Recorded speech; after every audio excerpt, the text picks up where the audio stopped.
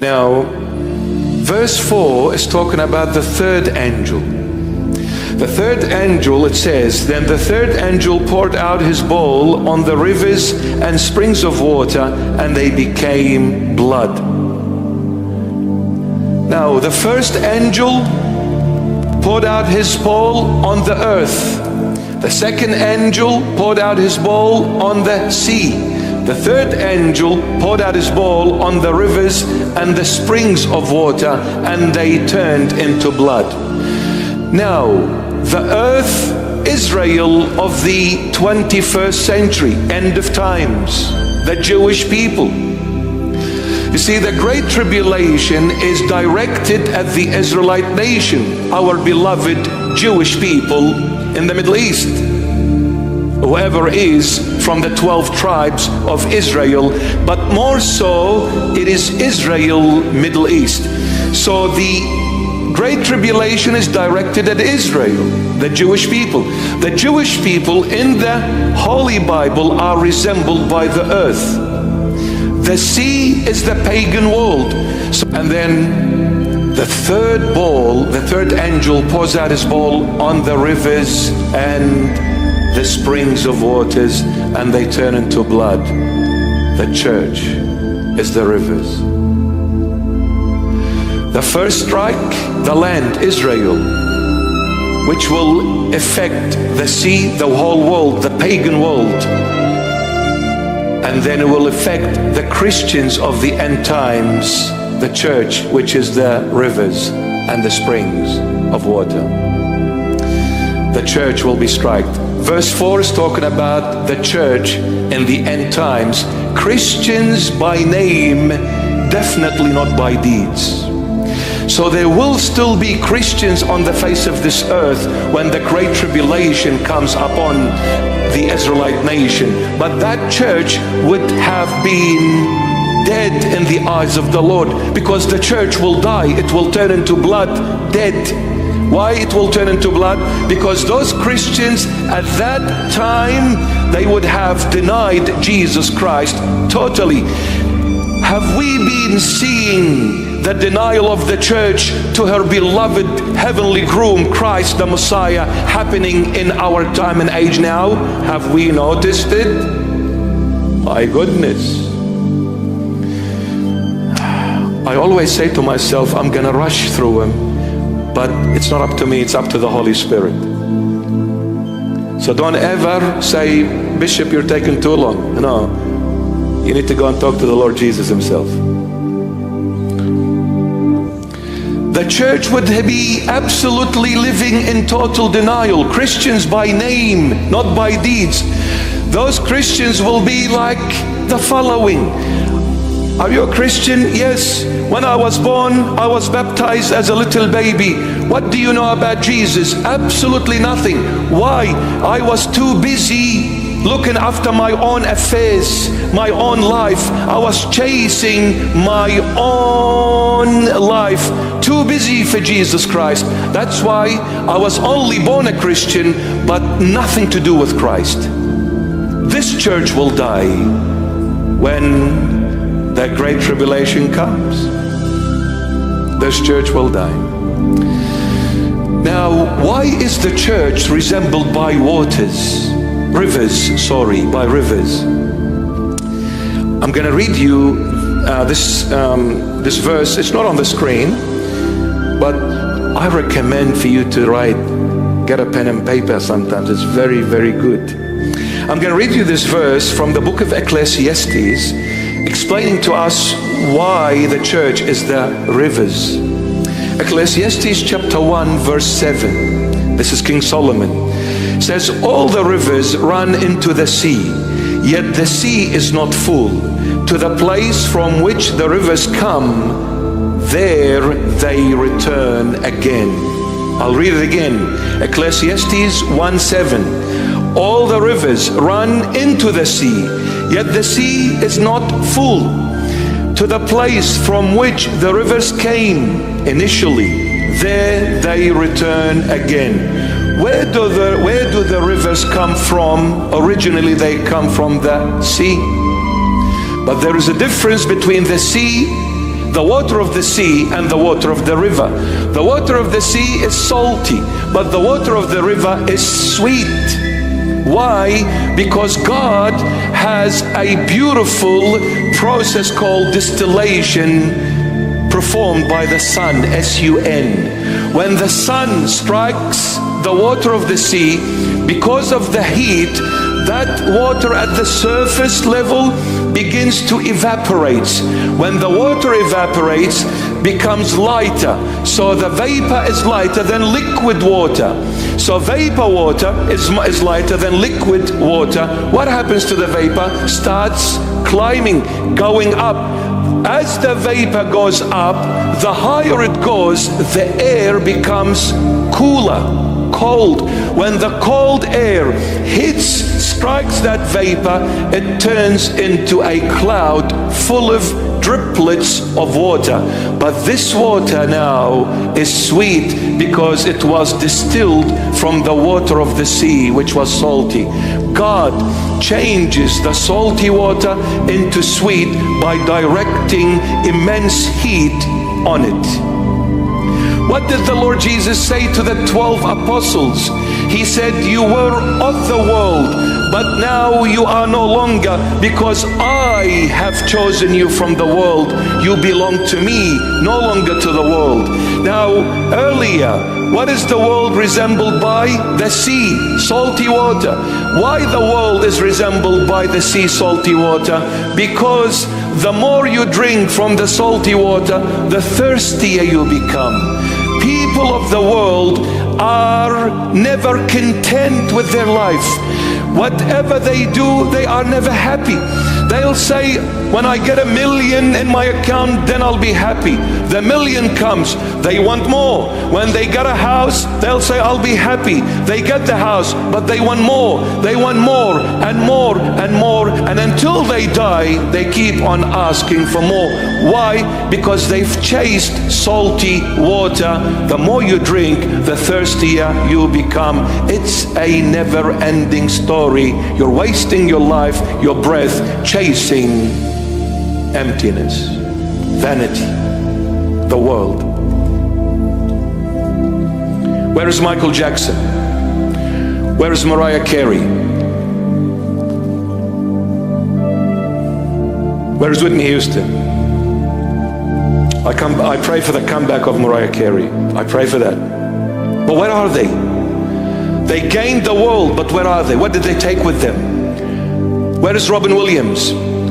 Where is Augustus Caesar? Where are all the kings, the presidents, those who ruled the world? Where are they? Where are all the wealthy people? Where are they? Gone, gone, because they chased something that was never theirs. Never will be. Never will be. But what happens? The Lord directed the sun's heat onto that sea. The sun here represents trials, tribulations, hardships, because when the sun burns me, it is very painful. So many people get skin cancer by exposing their body for too long under the sun. It is extremely painful when you get struck by the sun. So the sun here are the trials, the tribulations, the persecutions you go through for the sake of the Lord Jesus. It is not easy to turn your back to the world and give your face to Christ. It takes a lot of persecutions, tribulations and hardships. Not easy to give up on the pleasures and the treasures of the world to gain Christ. But blessed are you when you choose to go through hardships for the sake of the Lord, for you will be turned into sweet waters, no longer salty, no longer salty. But remember, that sweet water, where is it now? High up in heaven. God has lifted you up from the filth of this world, the sea. God has raised you from the grave. God has raised you from your sinful nature, from your sinful status. God has taken you out of the pit into the heaven of all heavens. Pure white cloud, and the color white represents righteousness. The Lord rose from the dead on the third day, dressed up in white. But it takes a lot of hardships, because you need to carry the cross.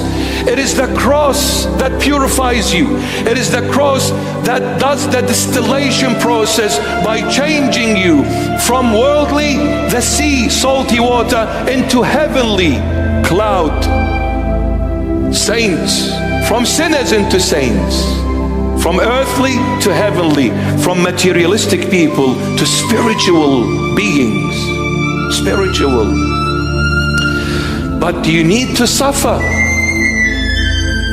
Man, it's so easy to go out and have fun downtown. It's so easy to go and steal a car instead of working hard to buying one. Just sell a couple of bags of white powder, you'll get the Ferrari. How long will it take me? By working hard, sweating it out, in order to be able to buy a Ferrari. I'll write in my will for the 4th generation after me, hopefully if you're able to get a Ferrari. But even then it will be too expensive, because prices keep on going up, as they are always. The church, the Lord Jesus came, chose 12 apostles, then 70, and He chose them from the world. They were people of the world like anyone else. But look what happened to Simon. He became Peter. Look at the other ones. They're all saints. Where is Caiaphas? Where is Augustus Caesar? Where is King Herod? Gone, because they remained in the world. They did not wish to be changed by the Almighty Jesus Christ of Nazareth. They wished to remain worldly. I can't give up on my Star City casino for the sake of the church. So are you expecting me to come to church and listen to some words being said and being sang in the church? What am I going to gain out of this? Man, let me go somewhere out there in the world and make millions of dollars. Will the church give me this? Never. But the world does. I want to be rich. I want to be strong. I want to be powerful. I want to be famous. I want to be known. You chase Christ, all you get is kicks, punches, and being spat on, ridiculed, and then deposed and kicked out. This is foolishness to chase Christ. Let me enjoy life, since you only live once. Might as well enjoy it, bro. Yo, what's up? But where are they, those who wanted to enjoy life? Where are they? The rivers and the springs of waters will turn into blood, but in the end times the church will deny her sweetheart. So sad. So sad. Why did the church deny the Lord? Honey, honey, honey, make me money in this big wide world. Not bad. Money, mammon. The Lord said you cannot worship two gods. You cannot serve two masters. It is either the true God or money. Mamona in our language. Mamona, mammon. In English, they just translated it, sounding Aramaic, almost Aramaic. It's not mammon, mamona. Come, I teach you the proper pronunciation. Mamona, money. The Lord Himself said, you can't worship these two gods. The Lord placed money in the level of being a God. Not the God, but a God. So if you're going to worship money, then money becomes your God. St. Paul elaborates a little bit more on what his master, Jesus Christ, has taught him. St. Paul says, the roots to all evil is the love of money. The roots to all evil is the love of money. How beautifully St. Paul elaborates on this point. Because money in its own is not evil. When does money become evil, a false god? When you start loving money.